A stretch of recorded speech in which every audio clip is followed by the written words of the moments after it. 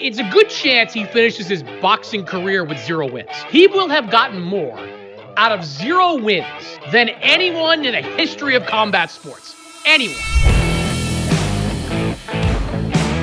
Chris Mannix alongside Greg Bishop. And Greg, Francis Ngannou is returning to combat sports in March, yet the former UFC champion is not getting back into the cage for the second time in as many fights.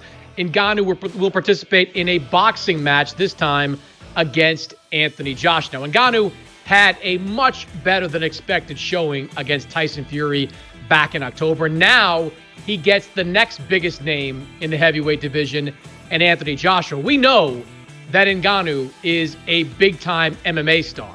The question is, can Francis Ngannou become a big-time boxing star? Yeah, I think it's a fascinating question, and I would start by answering it with, I've talked to Freddie Roach and other trainers about the heavyweight division specifically, and I think that that's probably the easiest one to cross over in. And it's really not easy at all, but it comes down a lot more to power. There's less technical proficiency in most of the guys. You saw him drop Tyson Fury, and we saw that he has power. So I would say it's definitely more possible than it normally would be, and I'm pretty curious to see how that one works out. I want to start by giving Francis Ngannou his props for how he performed against Tyson Fury. I was among the many people that thought he was just going to get wiped out. Mostly because when we have seen MMA fighters get into a boxing ring, they have gotten wiped out, whether it's Conor McGregor, Nate Diaz. It just always ends badly for the boxer. For Francis Ngannou, it did not. He came into that fight well prepared. He came into that fight in great shape. He showed way more boxing ability than I thought he could possibly possess, and gave Tyson Fury all he could handle over 10 rounds of that fight. All that being said, I still think that was an aberration.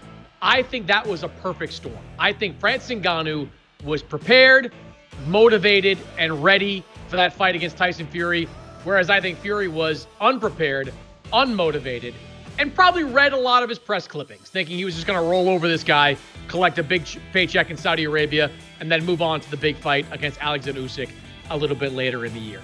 I think the circumstances are different now.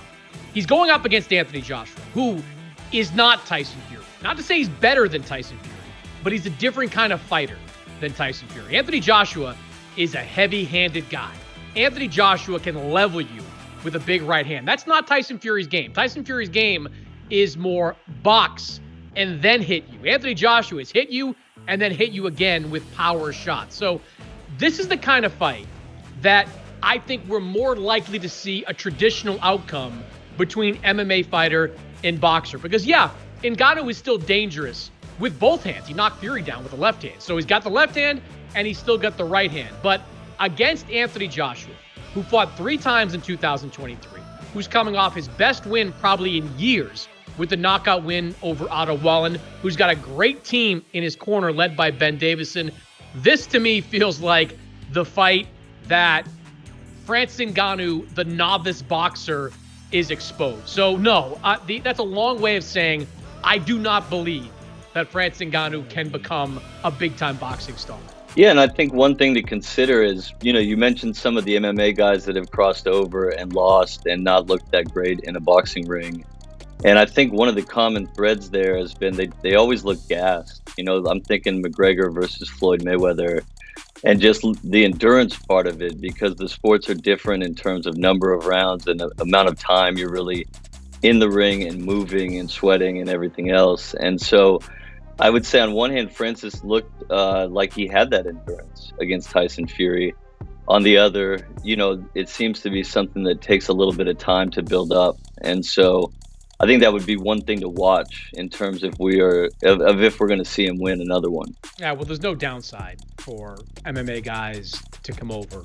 Conor McGregor didn't lose a thing from the Mayweather loss. Nate Diaz really hasn't lost a thing from the Jake Paul loss. Dylan Dennis kind of lost something, but I don't know what Dylan Dennis was even coming into that fight against Logan Paul. Francis Ngannou, even if he goes 0-3 in the boxing ring, is still going to be able to return to the cage as Francis Ngannou, former heavyweight champion, he's just going to have a much healthier bank account in the aftermath of that. Greg Bishop, appreciate your time, man.